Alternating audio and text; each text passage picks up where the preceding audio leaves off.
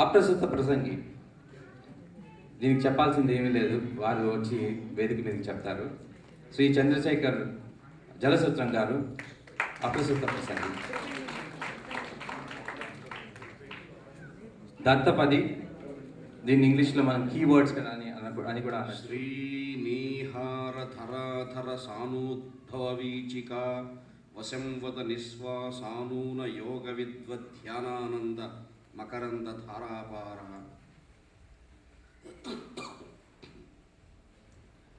శ్రీమన్ మృదుమద పంకే జామోద మరందపాన హర్షామల సుస్తేమభర భక్త సంగతి శ్రీమద్వేంకటపతి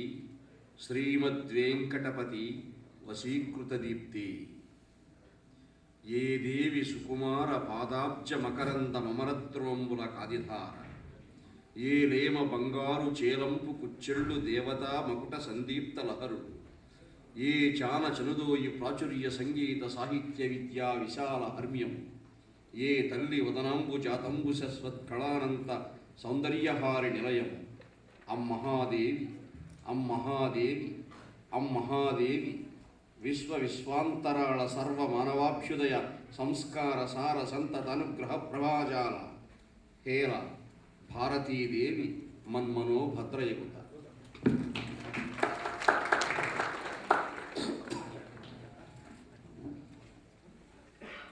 రమణీయస్వర మాధురి రసశరీ రాజత్ కళా సాంద్ర రాగ మనోజ్ఞామల భావనాభర సమాక్రాంత ప్రదీప్తాత్ముడై రమణీయస్వర మాధురి రసశరీ రజత్ కళా సాంద్ర రాగ మనోజ్ఞామల భావనాభర సమాక్రాంత ప్రదీప్తాత్ముడై స్వంక ప్రోద్భవ ఘీంకృత ప్రకట భాస్వద్బంధుర ఓంకార సంగముడై పోల్చిన విఘ్నమూర్తికి నమస్కారంబులర్పించదను.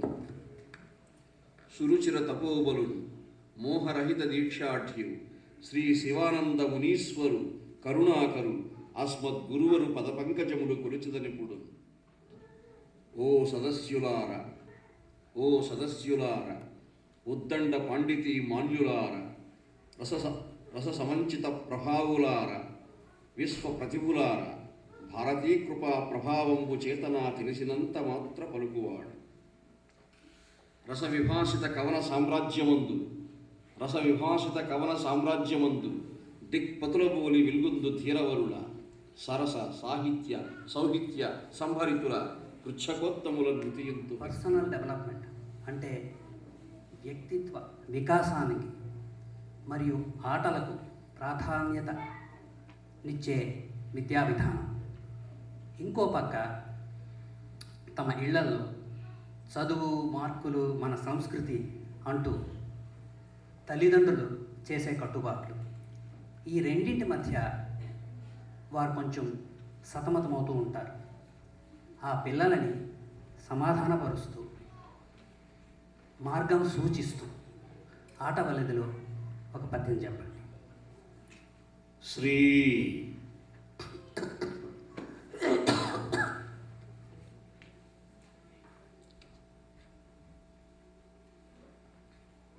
సా నిషిద్ధం.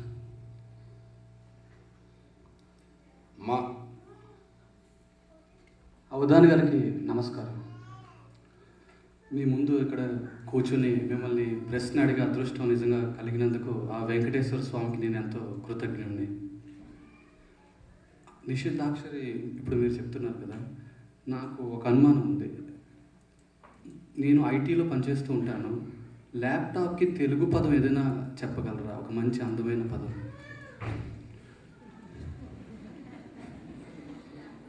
తెలుగు భాష ఆవిర్భవించిన కొన్ని వేల సంవత్సరాలకు ల్యాప్టాప్ వచ్చింది.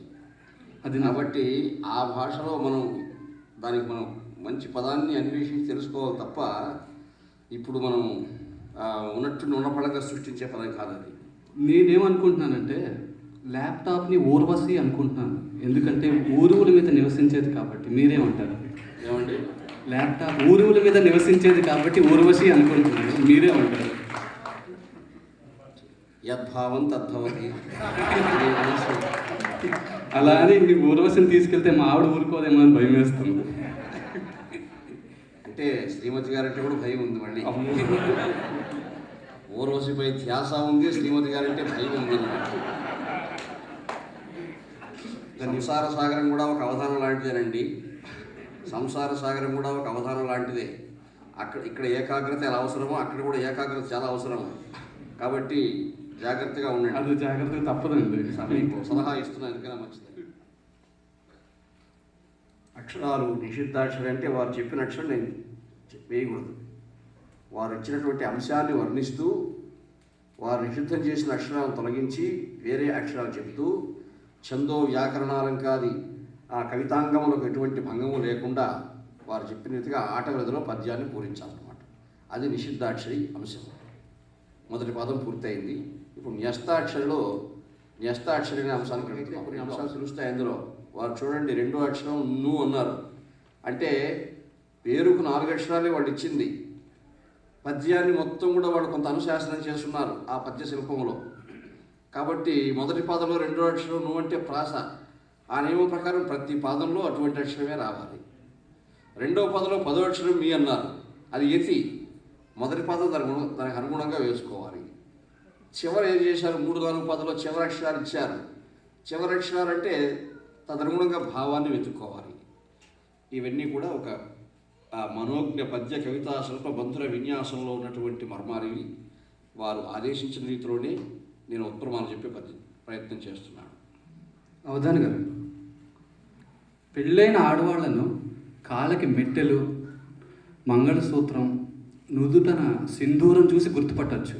మరి మగవాళ్ళని ఎలా గుర్తుపట్టమంటారండి? ఒక మాట మాట్లాడచ్చు, గుర్తుపట్టచ్చు. అంటే మాట మాట్లాడిన వెంటనే వాళ్ళు ఏమైనా ఊర్వశి ఇట్లా ధ్యాసలు ఏమైనా ఉన్నాయా ఏమిటి అవన్నీ మనకు తెలుస్తుంది. కాబట్టి గుర్తుపట్టచ్చు.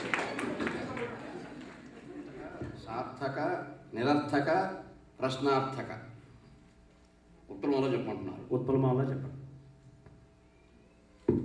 అవధాని గారు, ఆయన ఎలాగో సందర్భం తెచ్చారు కాబట్టి అడుగుతున్నాను. ఒబామా భార్యను కాసేపు వదిలి ఓ భామ వెంట పడితే ఏమవుతుందంటారు?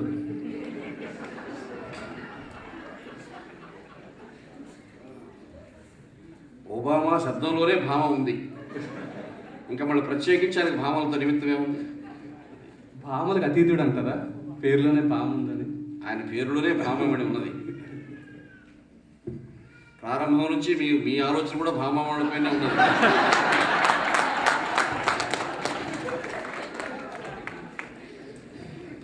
సభలో ఉన్నారు కదా మీ శ్రీమతి గారు. కొంచెం పక్కకు వెళ్ళారు అందుకని అడుగుతాను.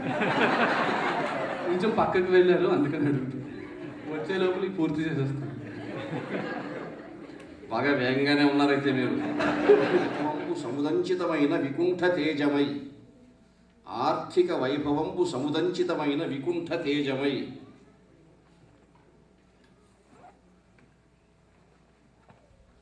ఆర్థిక వైభవంబు సముదంచితమైన వికుంఠ తేజమై. వారిచ్చిన ఆర్థిక, సార్థక, నిరర్థక, ప్రశ్నార్థక ఈ పదాలతో వారు చెప్పిన అంశాన్ని వర్ణిస్తూ ఉన్నారు. దత్తపది, ఈ మన దేశంలో దత్తపది ఇంకా విచిత్రంగా కూడా ఇస్తారండి. ఈ దేశంలో కూడా ఇస్తున్నారు అనుకోండి, అలా ఏం కాదు. ఎందుకంటే ఇప్పుడు అధునాతన కాలంలో ఎన్నో శబ్దాలు వచ్చేసినాయి మన తెలుగు భాషలోకి, ఎన్నో ఆలోచనలు పెరిగిపోయాయి. ఒక విజయవాడలో అనుకుంటాను ఒకసారి అవధానం చేస్తూ ఉంటే అక్కడ అడిగారు, లయ, ఐశ్వర్యరాయ్, శ్రీదేవి, గజాల ఈ 4 పదాలు ఇచ్చి వెంకటేశ్వర స్వామి వారికి, అన్నమాచార్య వారికి ఉండే అనుబంధాన్ని వర్ణించమన్నారు.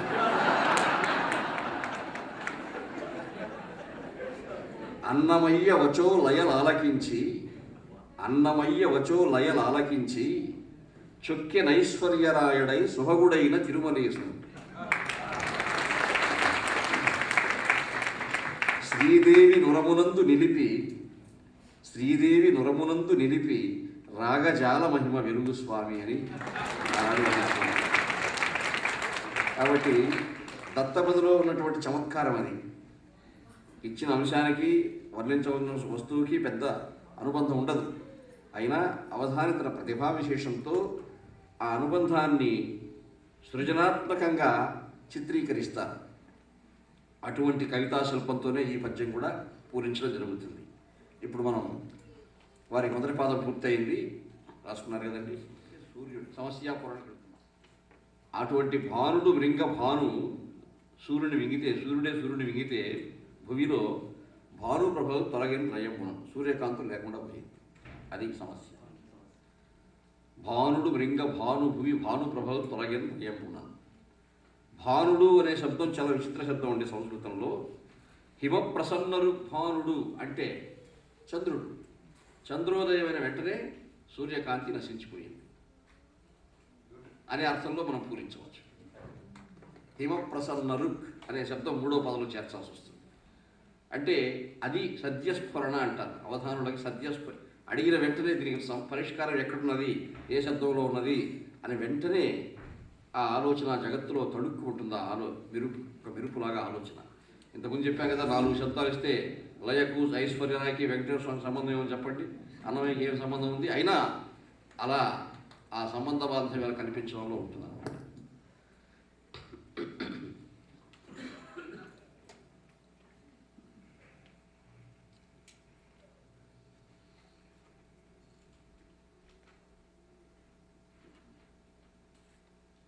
అవధాని గారు, మానిత శైత్యవల్లరుడు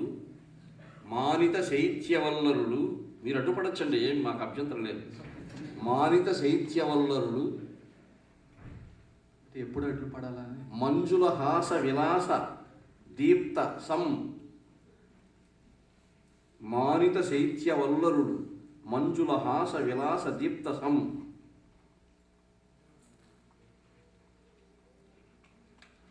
ఆ చంద్రుని యొక్క శైత్యం, ప్రసన్నత, ఆశించే రీతిలో ఆయన ఉదయిస్తూ ఉంటే సూర్యబింబం యొక్క కాంతి తరిగిపోయిందని అర్థంతో పూరిస్తున్నాడు.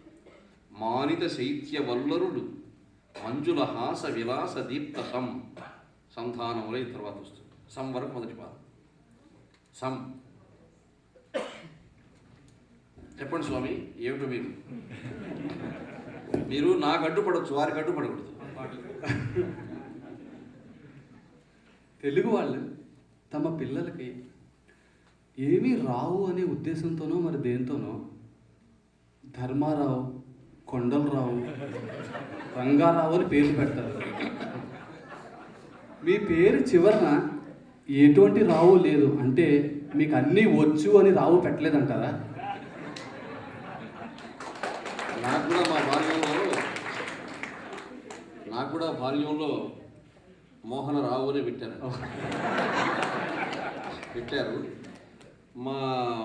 మా ఊళ్ళో పాఠశాలలో చేర్చుకునే రోజు మా ఉపాధ్యాయులు ఎందుకో వద్దురా రావు, మోహన్ వరకే బాగుంది నీకు అని అలాగే రాశాడు. అంటే ఇంకా సమస్యలు రావు తీసేస్తే రావు. ఆయన ఇంకా ఏం చేశారంటే దాసు అని పెట్టాడు, మోహన దాసు అని పెట్టాడు, రావు తీసేసి. నాకు అప్పుడు తెలియదు మోహన దాసు అంటే ఎవరో. ఇది గాంధీ మహాత్ముని పేరురా, నీకు మంచిది ఉంది అన్నారు. ఆ దాసు అని శబ్దం ఉంటే ఎందుకు మళ్ళీ 5వ తరగతి పాస్ అయి ఉన్నత పాఠశాల పోతూ ఉంటే అది కూడా తీసేసాడు మళ్ళీ ఆయన. మేడసాని మోహన్ అని మాత్రమే ఆయన ఉత్తరం ఇచ్చారు. అంటే మోహనాకారుడైన మీకు మోహన్ ఒక్కటే సరిపోతుందని నా అభిప్రాయం ఏమో. వారి వాత్సల్యం. ఈ ఒక్కటి మాత్రం మీరు సుప్రస్తుతం చేశారు.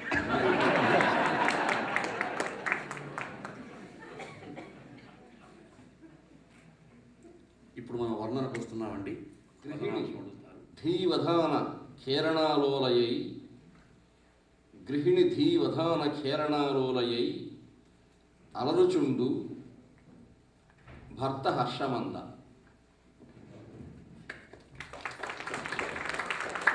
గృహిణి ఇంటి పని, వంట పని, అన్ని పనులు ఉంటాయి ఆమెకు. ఆ కష్టావధానం ఆమెకు ఇష్టావధానమే, లేకపోతే రసాభాసం అయిపోతుంది. కాబట్టి భర్త హర్షమంద అంటే ఇష్టపడేట్టుగానే భర్త ఇష్టపడే రీతిలో, భర్త స్పందించే రీతిలో, భర్త ఆనందించే రీతిలో, ఇంట్లో అందరికీ ఆనందాన్ని కలిగించే రీతిలో గృహిణి ధీవధాన ఖేరణాలోలయ్యాయి. ఆమె బుద్ధి విశేషం నుంచి జన్మించినటువంటి ఆలోచనల యొక్క వైశాల్యంతో ఈ అవధానం నిర్వహిస్తూ ఉంటుంది అని నేను వర్ణించింది.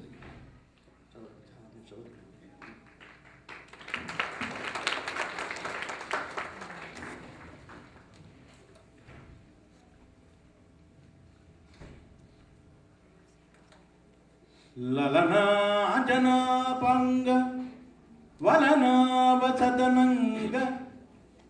తులనాభికాభంగ దో ప్రసంగము అలసానిల విలోల దళసాసవరసాల ఫలసాదర శుకాలపన విశాలము అలినీ గరుదనీ కమలినీకృత ధునీ కమలిని సుఖిత కోకకుల వధూకం అతికంత సలతంత లతికంతర నితంత రతికంతర నతంత సుతనుకంతము అకృత కామోద కురవక అవికల వికల ముకుల సకల వనంత ప్రమోద చలిత కలిత కలకంఠ కులకంఠ కకలీ విభాసురము ఒల్చు మధుమాసవాసరంబు.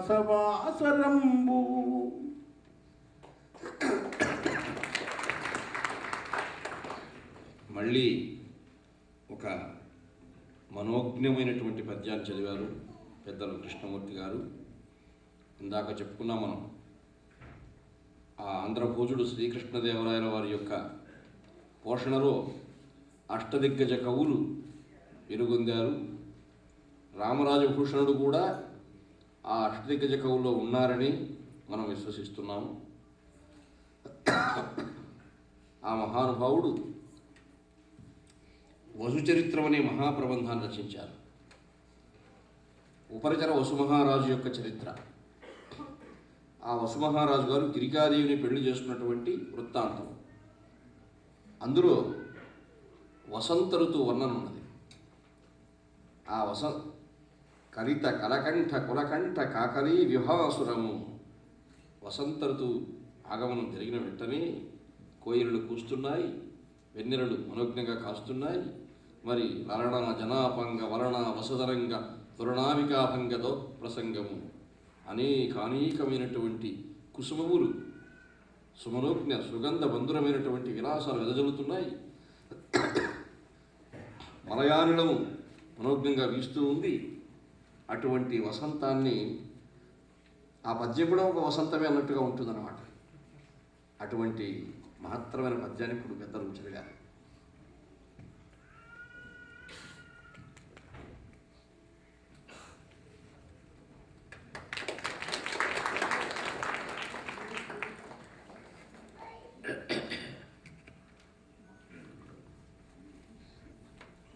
అవధాని గారు,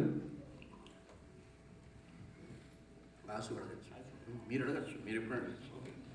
an apple a day keeps the doctor away అన్నారు కదా. మా మిత్రుడి భార్య డాక్టర్, మరి అతను యాపిల్ తినచ్చు అంటారా?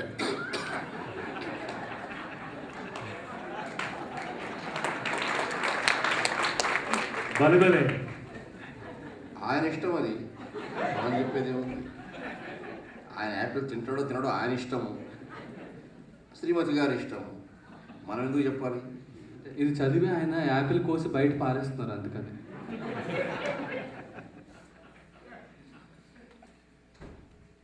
అంటే అప్రస్తుత ప్రసంగాలు కాకుండా అప్రస్తుత చేష్టలు కూడా ఉన్నాయన్నమాట లోకంలో.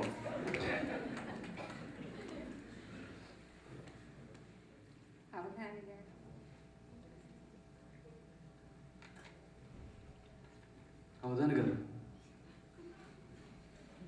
మీ పేరులో ధనం ఉంది, మేడ, సరసం కూడా ఉంది. మోహనాకారు లేని మీరు సరస్సులే. మరి సరస్వతిని కూడా ఎలా ఉంచగలిగారండి?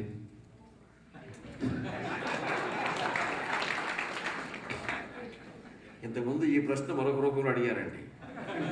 ఇంటి పేరులో మేడ సాని ఉన్నది కదా, ఆ సాని ఏమిటి అని అడిగారు. నేను ఆ తప్పు చేయదలుచుకోవాలి, కానీ పరోక్షంగా స్పృశించారు. మేడ సానిలో ఉన్న సాని కవితల దొరసాని అని అర్థం చేసుకోవాలి.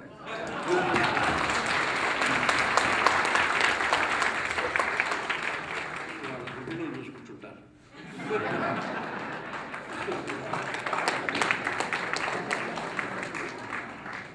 గృహిణి లక్ష్మి అంటారు. అంతేనండి. గృహిణి లక్ష్మి అయితే లక్ష్మి ఉన్నట్టే. ఎందుకంటే నేను మీరు అడిగారు కాబట్టి ఒక ఐతిహ్యం చెప్తానండి. భారతదేశంలో గృహస్థాశ్రమం అన్నది అత్యంత ప్రాచీన కాలం నుంచి కూడా కుటుంబ వ్యవస్థ, గృహస్థులు, గృహిణి, ఈ అనుబంధము ఇది చాలా ఒక సంప్రదాయబద్ధమైనటువంటి విన్యాసంగా మనకు మనుగడలో సుస్థిరంగా నిలిచింది. ఎప్పుడూ కొన్ని యుగాలు జరిగిపోయిన ప్రాచీన కాలంలో ఒక మహారాజు ఉండేవాడట. ఆ మహారాజు ఎంత పరాక్రమశాలంటే తన కత్తికి ఎదురు లేకుండా అన్ని రాజ్యాలు జయించాడు ఆయన. ఎక్కడ భూమి మిగలలేదు. భూమి మొత్తం ఆయన ఏరుబడిలోకి తెచ్చుకోగలిగాడు తన పరాక్రమంతో. యుద్ధాలు చేసి అందరినీ సామంతరాజులు చేసుకొని అందరి దగ్గర కప్పం కట్టించుకుంటూ తన కత్తికి ఎదురు లేకుండా జయస్తంభాలు సముద్రాలు నాటించుకున్నాడు. ఆ కత్తి ఇప్పుడు ఎక్కడుందండి? ఉంది. కత్తి ఎక్కడ ఉంటుందంటే మనం చెప్తూ ఉంటే మన వాక్కులోనే ఉంటుంది ఆ కత్తి. ఆయన ఖడ్గానికి ఎదురు లేకుండా సామంతరాజుల దగ్గర కప్పం కట్టించుకొని సముద్రాల్లో జయస్తంభాలు నాటించుకున్నాడండి ఆయన. అంత మహారాజు ఆయన. అయితే ఆ మహారాజు గారు కూడా ఒక మానసికంగా బలహీనత ఏమిటంటే ఇంటికి వస్తున్న రాణి గారిని చూస్తే భయమట. ఆ రాణి గారి దగ్గర వినయంగా చెప్పుకుంటాడట అన్ని. ఇన్ని రాజ్యాలు జయించాను, ఇంత కోశాగారం తెచ్చాను, ఇన్ని రత్నరాసులు ఇవి నీకోసం అని చెప్పుకుంటాడట. రాణి గారు చాలా ఆనందిస్తూ ఆయన మెచ్చుకుంటుంటారు. కానీ మహారాజు రాణిగారు ముందర మాట్లాడిన పరోక్షంలో ఏమిటి నా బలహీనత, నా కత్తికి ఎదురు లేకుండా సమస్త సామ్రాజ్యాలు జయించి సమస్త రాజుల్ని నా పాదాక్రాంతులు చేసుకున్నటువంటి నేను ఒక అబలకు ఇంటికి వస్తేనే ఎందుకు అంత విధేయుడైపోతాను అని మనస్సులో ఏదో ఒక బాధ కలిగి తన మంత్రి గారికి చెప్పుకున్నాడు. మంత్రి గారు ఏమిటి, నాకేమైనా మానసిక రుగ్మత ఇది? ఆ మంత్రి గారు చెప్పారు, మహారాజా ఇది రుగ్మతేమి కాదు, లోకంలో అందరూ ఇంతే, మీరు ఒక్కరే కాదు, మీరు చెప్పుకుంటున్నారు, చాలా మంది చెప్పుకోరు, కాబట్టి మీరేమీ అది రుగ్మత అనుకోవాల్సిన పని లేదని చెప్పాడు. కానీ మహారాజు గారికి ఆ సమాధానం నచ్చలేదండి. వీళ్ళు నాలాంటి వాడుగానే ఉన్నాడు, నాతో యుద్ధాలకు వస్తాడు, ఇంటికి వస్తే వాడు కూడా భయపడేట్టుగా ఉంది, కాబట్టి అలాంటి మంత్రులు 14 మంది ఉన్నారు రాజుగారికి. మీ సమాధానం నాకు సంతృప్తి కలిగించలేదు. మన మంత్రులందరికీ నా యొక్క సందేహాన్ని చెప్పండి, వాళ్ళు సాయంత్రం సమావేశం పెట్టున్నారు, నాకు సమాధానం చెప్పాలన్నాడు. సరే, పెద్ద మంత్రి గారు మంత్రులందరికీ వర్తమానం పంపించారు. మహారాజు గారు కులువుకోటం చేస్తున్నారు, వారి మనసులో ఈ సందేహం ఉన్నది, దానికి తగిన సమాధానంతో రండి. మంత్రులందరూ వచ్చారు. సాయంత్రం మహారాజు గారు సింహాసనం పైన కూర్చున్నారు. పెద్ద మంత్రి గారు మందిరంలో ఒక వరుసలో 14 కుర్చీలు, మరొక వరుసలో 14 కుర్చీలు వేయించాడు. అంటే ఇంటికి వస్తూనే మేము భార్యలు చూస్తే భయపడతామనే వాళ్ళు ఒక వరుసలో కూర్చోవచ్చు, మేము భయపడమనే వాళ్ళు ఒక వరుసలో కూర్చోవచ్చు. అంటే కూర్చోవడంలో తెలిసిపోతుంది అనమాట ఎంతమంది భయపడుతున్నారు, ఎంతమంది భయపడడం లేదని. 13 మంది మంత్రులు ఇంటికి వస్తే మేము అంతో ఎంతో భయపడే వాళ్ళమే అనే వరుసలో కూర్చున్నారు. ఒక్క మంత్రి గారు మేము భయపడం అనే వరుసలో కూర్చున్నాడు. మహారాజు గారు చూచారా, 14 మంది పురుషుల్లో ఒక్కడు భయపడినవాడు ఉన్నాడంటే ఈ నిష్పత్తిలో ఎంతోమంది ఉండుంటారు లోకంలో. మన మంత్రి గారు ఏదో నాకు చెప్పి బుకాయించబోయాడు, నాలాంటి వాడిగానే ఉన్నాడు ఆ మంత్రి అనుకొని ఆ భయపడినటువంటి మంత్రిని వేదిక పైకి ఆహ్వానించాడు. అతనికి అఖండ సత్కారం చేసి ఆ రహస్యం ఏంటో తెలుసుకోవాలని ఆయన దగ్గర. ఆ మంత్రి గారు టీవీగా పైకి వచ్చాడు. మహారాజా, మీ సత్కారం స్వీకరించకుండా ఒక మనవి అన్నాడు. చెప్పండి, మీరు ఏం చెప్పినా ఆనందంగా వింటాను నేను, మీలాంటి వాళ్ళు చెప్పాలి, నేను వినాలన్నాడు. ఏమీ లేదు మహారాజా, మీరు ఇటువంటి దర్బారు చేస్తున్నారని, ఈ ప్రశ్న అందరిని అడుగుతున్నారని వర్తమానం పెద్ద మంత్రి గారు మాకు అందరికి పంపించారు. అలా మాకు పంపించిన వర్తమానం మా శ్రీమంతుడు గారు కూడా తెలిసిపోయింది, మా భార్యలకు కూడా తెలిసింది. అటువంటి సభ ఏదైనా జరిగితే పలానా చోట కూర్చొని మా శ్రీమతి గారు చెప్తే అక్కడ కూర్చున్నాను.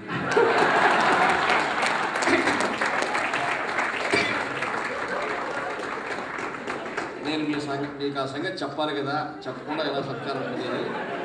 ఆయన సత్యం చెప్పాడు. చెప్తే మహారాజు గారు ఆశ్చర్యపోయారట. ఇదేమిటయ్యా, నువ్వు ఒక్కడున్నావు అనుకుంటే నువ్వు కూడా అంతేనా అన్నా అంట. అప్పుడు పెద్ద మంత్రి గారు లేచి, లోకంలో ఎవరైనా మేము భయపడమంటే ఇలాంటి వాళ్ళు వింటారు మహారాజా, ఏమి అది ఒక రుగ్మత అనుకోవాల్సిన పని లేదు అని చెప్పాడట. అయితే మహారాజు గారికి ఒక సందేహం, మరి మీ శ్రీమతి గారు ఎందుకు అలా చెప్పారు అని అడిగాడు. ఆమె ఎందుకు అలా చెప్పుంటారు మీకు అక్కడ కూర్చోమని, నాకు అర్థం కాలేదే అన్నాడు. అది కూడా అడిగాను మహారాజా, ఆమె ఏమంటారంటే ఇంట్లో మాకు భయపడాలి కానీ బయట మీరు పెద్ద హీరోలుగానే ఉండాలి, కాబట్టి మా ఇంటి వరకు మాకు ఎదురు తిరగకూడదు మీరు ఆంక్ష. బయట పోతే మీరు అట్లా అంత భయపడి ఉండాల్సిన పని లేదు, బాగా ధైర్యంగా ఉండండి అని ఆమె చెప్పింది. అందువల్ల నేను మీకు యథార్థం చెప్తున్నాను అన్నాడు. కాబట్టి స్వామి, ఇందాక మీరు కూడా అన్నారు కదా, ఇంతసేపు మా శ్రీమతి గారు టైలర్ కాబట్టి స్వేచ్ఛగా మాట్లాడారు. కాబట్టి ఎవరైనా మరి భగవంతుడు కూడా అవతారించి ఇక్కడ వస్తే సత్యభామాదేవి పాదతాళం లభించిన కృష్ణ భగవానుడికి కూడా అంత భగవానుడికే. కాబట్టి ఇందులో ఎవరూ మేము మహానుభావులు గొప్పవాళ్ళని చెప్పుకోవడానికి వీల్లేదు.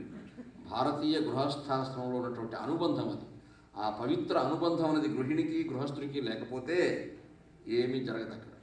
కాబట్టి ఇప్పుడు నా స్వానుభవం కూడా చెప్తున్నానండి. మా గురువు గారే చెప్పారు నాకు, నీకు ధారణ, నీ పాండిత్యం, ప్రతిభ బాగా నిశ్చలంగా ఉండాలంటే నీవు ఒక పని చేయాలి. నాకు పెళ్ళి అవుతుంది స్వామి ఆశీర్వదించిన గురువుగారి దగ్గరికి వెళ్ళి చెప్పారు, జీతం తీసుకున్న వెంటనే తెచ్చి అమ్మాయి దగ్గర ఇచ్చేయి తప్ప నువ్వు పట్టించుకోకూడదు. ఎంతకాలం సన్మానాలు ఏదైనా జరిగితే అమ్మ దగ్గర ఇస్తున్నావు, తీసిపోయి నీ సన్మానాలన్నీ ఇక శ్రీమతి గారి దగ్గర ఇచ్చేయి అని చెప్పాడు మా గురువు గారు కూడా.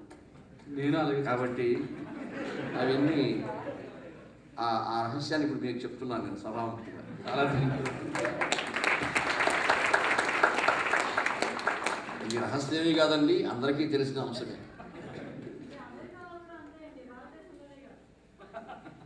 బాగుందమ్మా.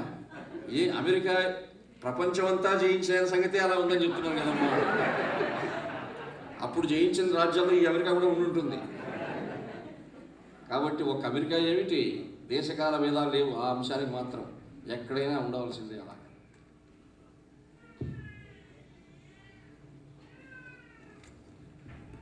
బహువన పాదపాబ్ధి కులపర్వత పూర్ణ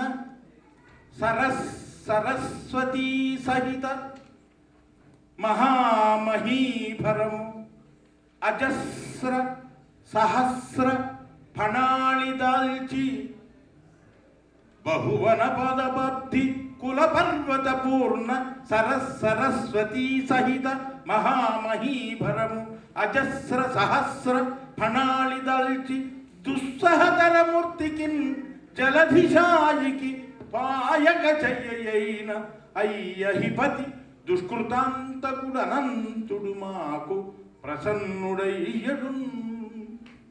అరిది తపో విభూతి నమరారుల బాధల నొందకుండగా నురగుల నల్లగాచిన మహోరగనాయకుడానమత్ సురాసుర మకుటగ్ర రత్న రుచి శోభిత పదున కద్రినందనేశ్వరునకు భూషణం వైన వాసుకి మాకు ప్రసన్నుడయ్యడు.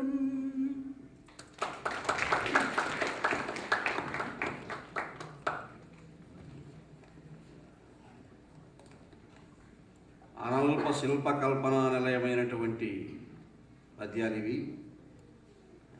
ఆదికవి వాగను శాసనుడు అయినటువంటి మహాకవి కారణజన్ముడు ఋషి వంటి నన్నయ్య రెండవ వాల్మీకి. సంస్కృత కవిత్వానికి వాల్మీకి ఏ విధంగానో తెలుగు కవిత్వానికి నన్నయ్య అటువంటి వాల్మీకి మహాభారతాంధ్రీకరణ చేస్తూ ఆది పర్వంలో పంచమ వేదమైనటువంటి ఆ మహాభారతానికి ప్రాతిపదికగా ఉన్నటువంటి ఎన్నో కథలు గాథలు చెప్పారు. భారతీయ సంస్కృతిలో గురు శిష్యుల యొక్క అనుబంధాన్ని సూచించే ఆ మహత్తరమైనటువంటి కథ పంకజభవ సన్నిభుడు అఘపంకక్షారణ మహా తపస్సలిరుడు అనాతంకమతి పైర శిష్యుడు ఉదంకుండను మునివరుండు. అటువంటి ఆ ఉదంకుడు గురువుగారి యొక్క ఆ గురుదక్షిణ గురుపత్ని యొక్క కోరిక తీర్చువాడై తన ప్రయత్నంలో పౌష్యదేవి కుండలాలు స్వీకరించడంలో కొంత జాప్యం జరిగినప్పుడు నాగలోకానికి వెళ్ళి నాగురుని స్తుతించాడు. ఆ నాగులంతా కూడా తనకు ప్రసన్నం కావాలని వేడుకున్నాడు. నాగలోకంలో నాగజాతిలో ప్రముఖులైనటువంటి శేషుణ్ణి వాసుకిని ప్రార్థిస్తూ ప్రసన్నం కావాల్సిందిగా అర్థించాడు.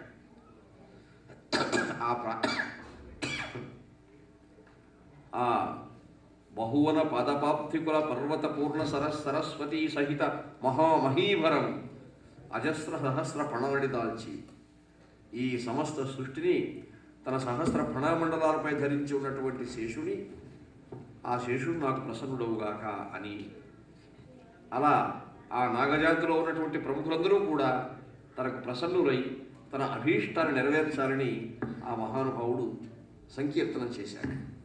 ఆ సందర్భంలో ఉన్న అత్యద్భుతమైన పద్యాలను పెద్దలు చదివారు.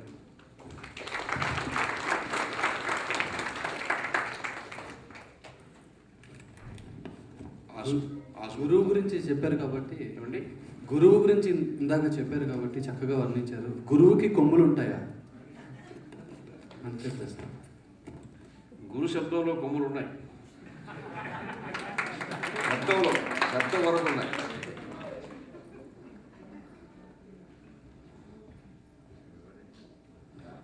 గు అనే అక్షరంలో కొమ్ము ఉంది కదండి. రూలో కూడా కొమ్ము ఉంది, ఊలో కూడా కొమ్ము ఉంది, అన్ని కొమ్ములే. 3 కొమ్ములు ఉంటే గురువు అంటారు. శిష్యుడు కూడా కొమ్ములు పెరికేస్తాడు, ఆయన తీసి వినయశీలుగా చేస్తాడు అనమాట. గురువు గారు జ్ఞానజన్మ అనుగ్రహించే మహానుభావుడు. ఆసుడు ధారణ ప్రారంభమైనాక మన అప్రస్తుత ప్రసంగం మీరు అడగాలంటే ఇప్పుడు అడిగేయండి. అదే ఇప్పుడే అడిగేస్తాను. కూరగాయలు కొనడానికి ఒక 30 మైళ్ళు వెళ్ళానండి. ఏమీ కొనకుండా తీసుకో, ఫోన్ మాత్రం చెయ్యొద్దు అని. సరే అని భోజనం చేయడానికి బయటకు వెళ్ళాను. నాలాంటి వాళ్ళు అక్కడ ఒక 20 మంది ఉన్నారు, ఈ లిస్ట్ మర్చిపోయిన వాళ్ళందరూ. మాకు మీలాగా వేలకు వేల పద్యాలు మాకు ఎలాగో గుర్తుండవు. అసలు ఈ చిన్న చిన్న లిస్ట్ అయినా మర్చిపోకుండా కాస్త ఏం చేయమంటారు మా అలాంటివి నాకు కూడా గుర్తుండవు.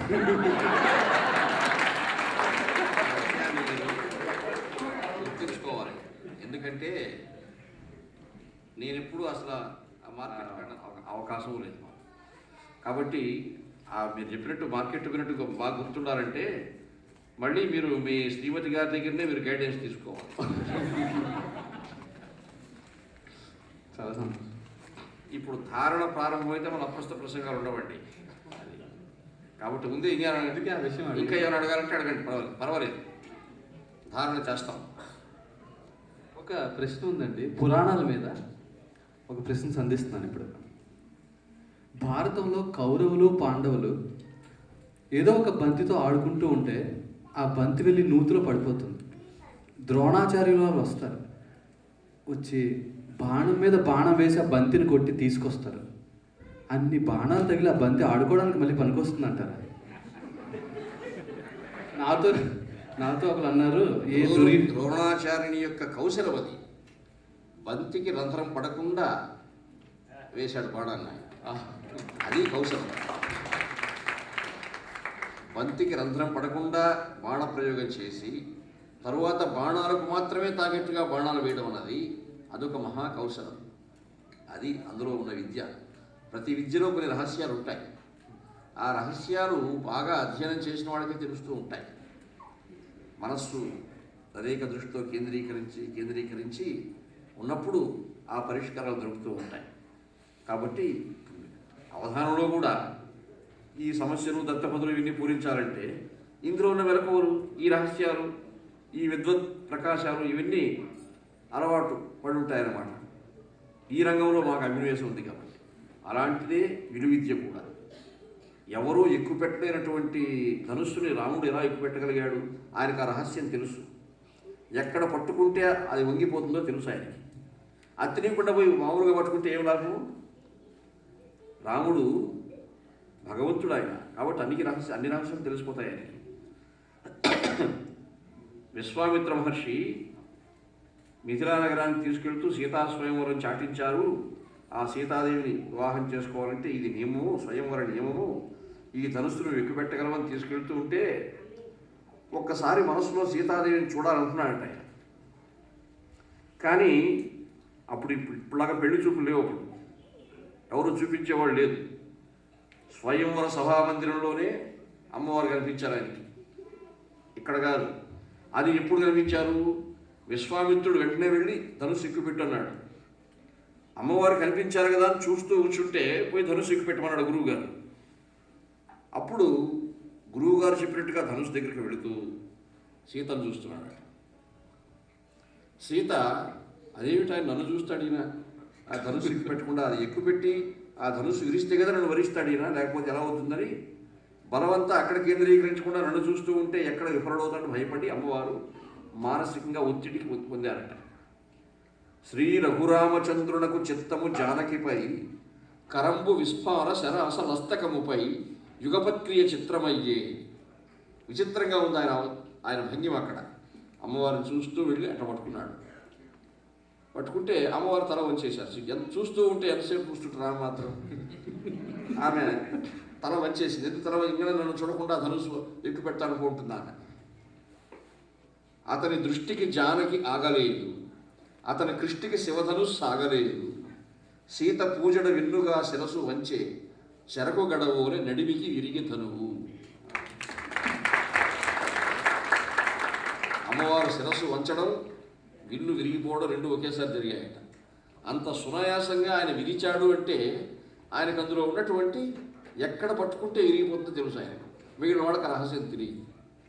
అలాగే అన్ని విద్యల్లో కూడా ఇందాక చెప్పాను కదా, లయ, ఐశ్వర్యరాయ్ అటువంటి శబ్దాలతో కూడా భగవంతుని వర్ణించగలిగామంటే అది ఒక ప్రతిభ.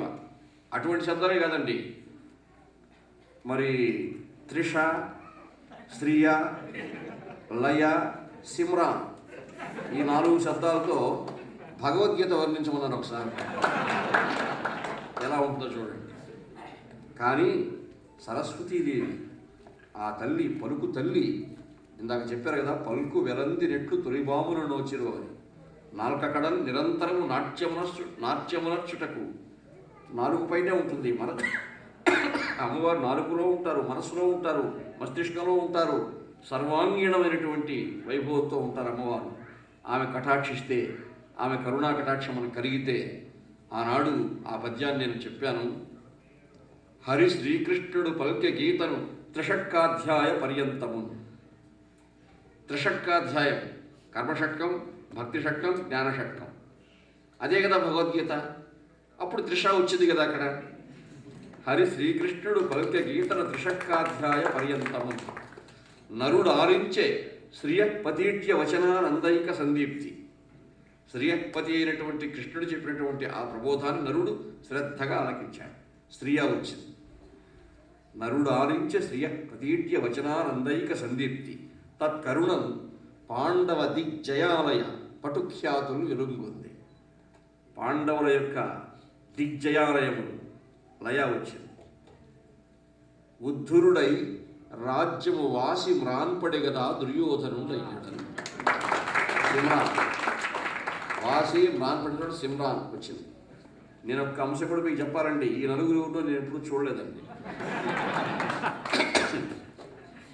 ఆ ప్రశ్న ఇచ్చిన ఆయన మాత్రం బాగా సినిమాలు చూసి అలవాటు ఉండాయన, మంచి పండితుడు కూడా.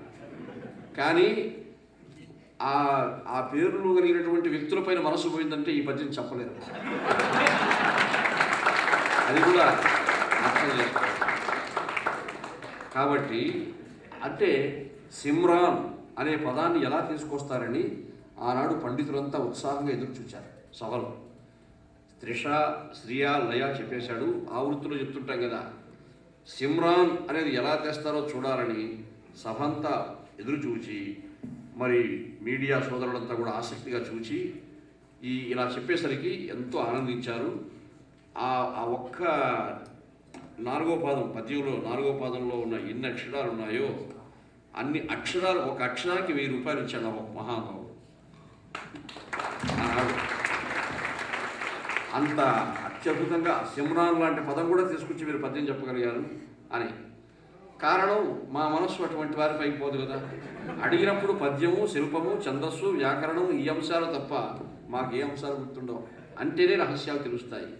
కాబట్టి ఏ విద్యకైనా తదంతర్గతమైనటువంటి, అదే భగవంతుడు చెప్పాడు, యోగ కర్మసు కౌశలం. యోగం అన్నది ఏమిటంటే ఆ కౌశలమే యోగం. కాబట్టి ద్రోణాచార్యులు వారు అటువంటి కౌశలం కలిగి ఆ ప్రతిభ చూపించారు. కాబట్టి భీష్ముడు మెచ్చుకొని ఈయనైతేనే మన పిల్లలు బాగా చదువు చెప్పగలడు అని ఎన్నుకున్నాడు.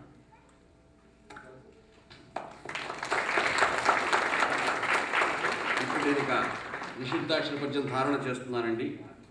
వారు ఆట వెలది చెప్పమన్నారు, పిల్లల యొక్క చదువులు అనే అంశం వర్ణించమన్నారు. మన దేశమైనా ఎక్కడైనా పిల్లలు దిగ్విజయం సాధించాలని కోరుకుంటూ నేను ఆ ఆటవేళ చెప్పాను. ఆ పద్యాన్ని ఇప్పుడు నేను ధారణ చేస్తున్నాను.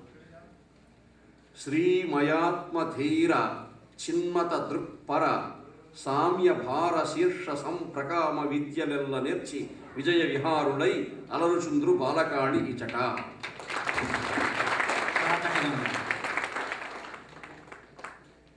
న్యస్తాక్షరంలో వారు 4 పాదాల్లో 4 అక్షరాలు న్యస్తం చేసి వెంకటేశ్వర స్వామి యొక్క కరుణా కటాక్షాలు ఇక్కడ ఎలా ప్రసరిస్తున్నాయో వర్ణించవలసిందిగా ఉత్తరం చెప్పవలసిందిగా కోరారు పెద్దలు. ఆ పద్యం చెప్పాను, నేను ధారణ చేస్తున్నాను. వెన్నుడు వెంకటేశ్వరుడు విశ్వకృపన్ వినియా పునీషులో మిన్నురు తాకు ఉచ్చుకత మించిన చూపుల సుప్రసన్నుడై సన్నుతులందుచుండే విరసద్గుణదీప్తులు వెలుగునట్లుగా అన్నరణాయ తాక్షు హృదయంబును గొల్చెద వెంకటేశ్వరుడు.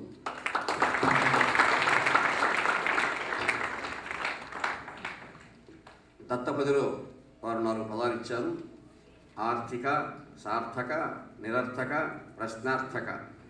ఆ పదాలతో ఉత్తరం చెప్పవలసిందిగా కోరారు. నేను ఇతరత్ర అవధానంలో పూరించినంత వరకు కూడా మీకు కొన్ని చెప్పాను కాబట్టి దత్తపది స్వరూపం మీకు బాగా తెలిసిపోయి ఉంటుంది ఇంతవరకు. ఆర్థిక వైభవంబు సముదంచితమైన వికుంఠ తేజమై, ఆర్థిక వైభవంబు సముదంచితమైన వికుంఠ తేజమై సార్థకమందుగాత ఇట సర్వసుఖోచిత భావనా బలాద్యర్థ పదంబులెల్లను నిరర్థకమందక విడజేయు ప్రశ్నార్థకమైన విక్రియ దయానిధి వెంకట భర్త ఈయడన్.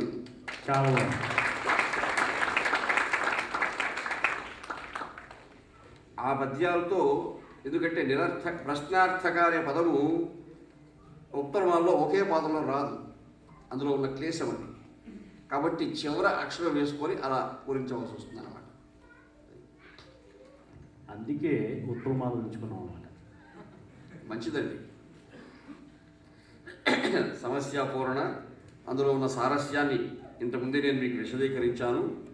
మానిత శైత్య వల్లరులు మంజుల హాస విలాస దీప్త సంధానములై జగద్వలయ తత్పరతను వెలుగొందుచుండగా ఆ నవకేళిలో జగములన్నీయు పొంగ హిమ ప్రసన్నరు భానుడు మృంగ భానుభువి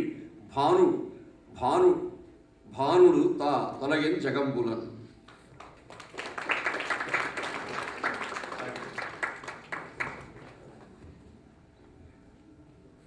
ఇప్పుడు వర్ణన పద్యాన్ని ధారణ చేస్తున్నానండి.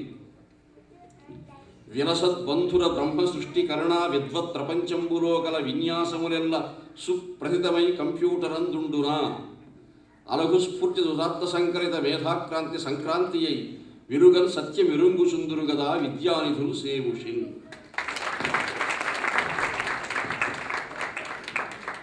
ఇది అష్టావధాన స్వరూపము. నేను ముందే మనవి చేశాను, భారతీ కృపా ప్రభావంబు చేతన తెలిసినంత మాత్ర పలుకువాడా అని. పృచ్ఛకులంతా కూడా సారస్యమైనటువంటి మంచి ప్రశ్నల్ని సంధించారు. అవి కూడా అంతే సారస్యంతో శిల్పబంధురంగా ధారాశుద్ధిగా చెప్పే ప్రయత్నం నేను కూడా చేశాను. అన్ని పద్యాలు కూడా బాగా వచ్చాయి. అప్రస్తుత ప్రసంగులు కూడా బాగా చేశారు. మంచి పద్యాలు చదివారు కృష్ణమూర్తి గారు.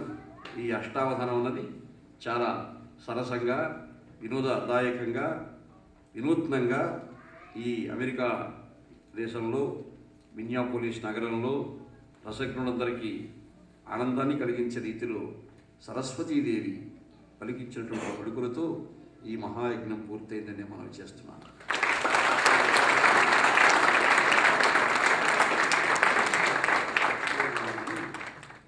మీరు అరోరా ఆలయంలో అర్చకుల గురించి వివరించారు, చాలా బాగా వివరించారని చెప్పి కొంతమంది భక్తులు అక్కడి నుంచి ఫోన్ చేసి చెప్పారు నా క్లాస్ రూమ్స్కి.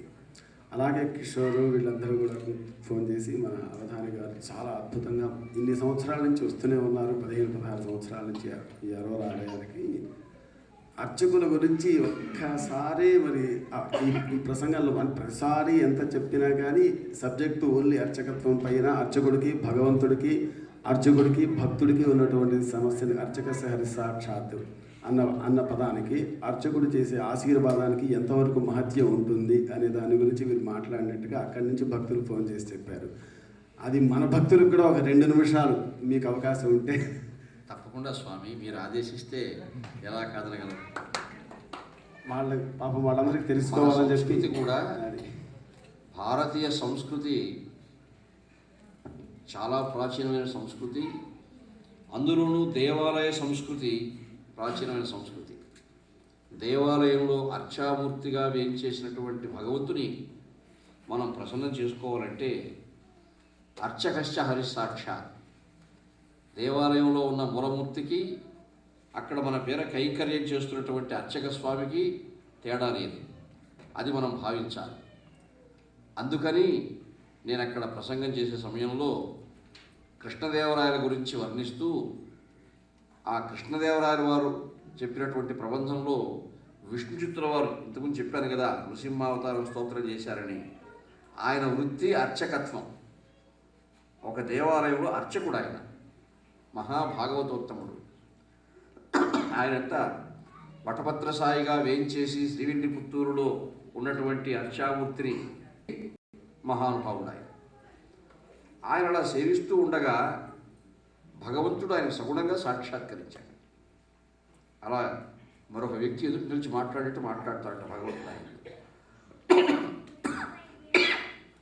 అంత తపశ్శక్తి ఎలా వచ్చింది ఆయనకంటే ఆ అర్చకత్వంలో, ఆ కైంకర్యంలో నిమగ్నుడైనాడు కాబట్టి. అప్పుడు ఆ దేశాన్ని ఒక మహారాజు పరిపాలిస్తుంటాడండి. ఆ మహారాజు గారు మధురా నగరంలో రాజధానిగా పరిపాలిస్తున్నాడు. ఆయన భోగలాలసుడు. సాయంత్రం అయితే బాగా అలంకారాలు చేసుకొని భోగాలు, అన్ని రకాల భోగాలు ఉండాలి. ఒకరోజు బాగా అలంకారం చేసుకొని భోగిని సంగతికి రాజు పోవుచుండే, ఒక వేశ్యా సంపర్కం కోసం వెళ్తున్నాడు. పల్లకిలో కూర్చొని దర్జాగా ఎవరో పండితులు ఒక తిండిపై కూర్చొని ఒక శ్లోకం చదువుకుంటున్నారట. వర్షాస్తమష్టౌ ప్రయతేత మాసాన్ నిశార్థమర్థం ప్రయతే దివేన అంటే ఆ శ్లోకం తాత్పర్యం ఏమిటంటే, సృష్టిలో అన్నిటికంటే చిన్న కీటకం చీమ. చీమ కంటే సూక్ష్మజీవులు ఉన్నాయి మనకు కనపడవు. మనకు కనపడే జీవుల్లో అన్నిటికంటే చిన్న కీటకం చీమ, ఎర్ర చీమ.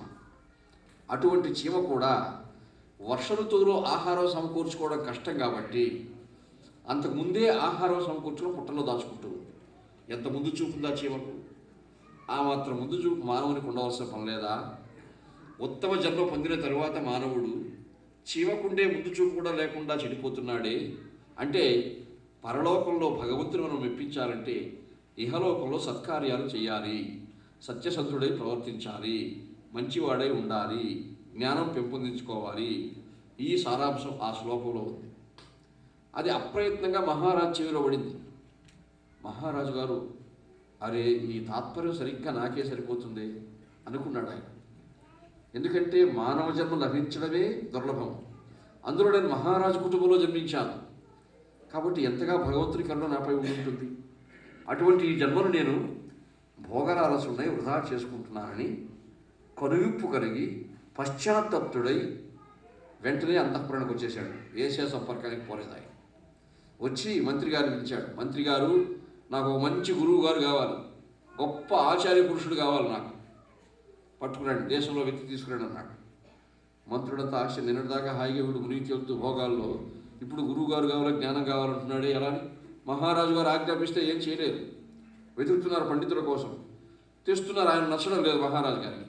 అప్పుడు దేదీప్యమాన దివ్యమంగళ విగ్రహుడైనటువంటి కరుణాసముద్రుడు, ఆ వటపత్ర సాయి శ్రీమన్నారాయణుడు ఈ విష్ణుచిత్తుల వారికి ప్రత్యక్షమై చెప్పాడు, అయ్యా నువ్వు ముందు మధురా నగరానికి బయలుదేరు, ఆ మహారాజుకు జ్ఞానోదయం కలిగించు, ఇప్పుడు పరిపక్వంగా ఉంది ఆయన మనస్సు, నువ్వు వెళ్ళి అని ధర్మం చెప్పాలన్నాడు. అప్పుడు ఆ మహానుభావుడు విరవిల్లాడాడట. కొన్నాళ్ళు ఈ కైంకర్యానికి దూరం అయిపోతాను కదా, ఎక్కడైనా నీ కైంకర్యంలో ఉన్న ఆనందం నాకు రాజస్థానంలో ఉందా స్వామి? గృహ సమ్మార్జనము, జలాహరణము, శృంగార పల్యంకిక వహనంబు, వనమాలిక కరణము, వాల్లభ్య లభ్యధ్వజ గ్రహణంబు, యజనాతపత్ర తృతీయో ద్రాగ్దీపిక రూపము, నృహరి వాదములేల లేర ఇతరులు నీ లీలకు పాత్రములు. చెప్పాడు నీ దేవాలయాన్ని శుభ్రం చేయడము, నీకు అభిషేక జలం తీసుకురావడము, నీ కోసం వనమానులు కట్టడము, తులసిమానులు కట్టడము, తుదకు నీ ఊరేగింపు జరుగుతూ ఉంటే దివిటీ పట్టే పరైనా నాకు ఆనందం, కానీ నాకు ఆ రాజాస్థానం ఎందుకు దేవా అన్నాడట. ఆ అర్చకత్వంలో పండిపోయినటువంటి మహానుభావుడు ఆ విష్ణుచిత్తుడు. అలాగే మా గురుస్వాములు జగన్నాథాచార్య వారు కూడా ఈ దేశంలో ఎన్ని నగరాల్లో కైంకర్యాలు, చికాగోలో చేశారు, మిన్యాపోలిస్లో చేశారు, మళ్ళీ ఇప్పుడు కాలిఫోర్నియాలో అంటున్నారు, ఎన్ని చోట్ల కైంకర్యాలు చేస్తున్నారు వారు. విష్ణుచిత్తుడు ఆ కైంకర్యంలో పండిపోయాడు కాబట్టి అలా చెప్తున్నాడు ఆయన. చెప్తే అప్పుడు స్వామి అన్నాడట, ఏమయ్యా నేను చెప్పినట్టు నువ్వు చేస్తావు, నువ్వు చెప్పినట్టు నేను వినాలా, ఒకే మాట, తమరు చెప్పినట్టే స్వామి. అయితే బయలుదేరి వెళ్ళి మహారాజు గారికి తత్వప్రబోధం చేసి తిరిగి వస్తూ ఉండగా ఆయన మళ్ళీ సాక్షాత్కారం లభించింది. అప్పుడే ఆ పద్యం, ఆ స్తోత్రం చదివాం మనం. శ్రీకృష్ణదేవరాయల వారు మరొక అర్చక స్వామి వృత్తాంతం కూడా ఆ రోజుల్లో మనం ఆశ్చర్యం కలిగిస్తుంది మనకి. కంచికి వెళ్ళారట, వరదరాజ స్వామి వారి దర్శనం చేసుకుంటున్నారట. తిరుమలదేవి పట్టప్రాణితో కూడా వెళ్ళారు రాయల వారు. వరదరాజ స్వామి వారు కూడా విష్ణుదేవుడు. ఆయన ఆ కైంకర్యాలని పూర్తి చేసిన తర్వాత అక్కడ ప్రధానార్చక స్వామి ఇంత విజయనగర సామ్రాట్టులే ఏం చేశారే భాగవతులు అని ఆనందించి, ఆయన కవిత్వం అంటే కూడా ఇష్టం కదా రాజుగారికి అని ఆసుగా ఒక శ్లోకం చెప్పాడట. కాంచిత్ కాంచన గౌరాంగీం వీక్ష సాక్షాదివస్త్రియ వరద సంశయాపన్నో వక్షస్థలం అవేక్షత అని చెప్పాడు ఆయన. అంటే కంచి వరదరాజస్వామి వారు సాక్షాత్ విష్ణుమూర్తి, దేవాది దేవుడు. ఆ స్వామికి హఠాత్తుగా ఒక సందేహం వచ్చేసిందట. ఏమిటంటే, నా వక్షస్థలంలో లక్ష్మి ఉంది కదా, ఉందా లేదా అని ఒకసారి తడి చూసుకున్నాడట. ఉంది, అమ్మవారు ఉన్నారు, భయం లేదు. ఎందుకు ఆయనకు ఆ సందేహం వచ్చిందంటే, కృష్ణదేవరాయల వారి పట్టపురాణి తిరుమలదేవి అచ్చు లక్ష్మీదేవిలాగే ఉందట. ఆమెను చూస్తే లక్ష్మి నా దగ్గర ఉందా, అలా ఎదురుగా నిల్చుందా అనే సందేహం కలిగి చూసుకున్నారు ఆయన. ఆ శ్లోకం వింటూనే రాయల వారు పరవశించి తన మెడలో ఉన్న సువర్ణహారం తీసి ఆ స్వామికి బహూకరించబోయాడు. తిరుమలదేవి పట్టపురాణి చెయ్యి లాగిందట వెనక్కి.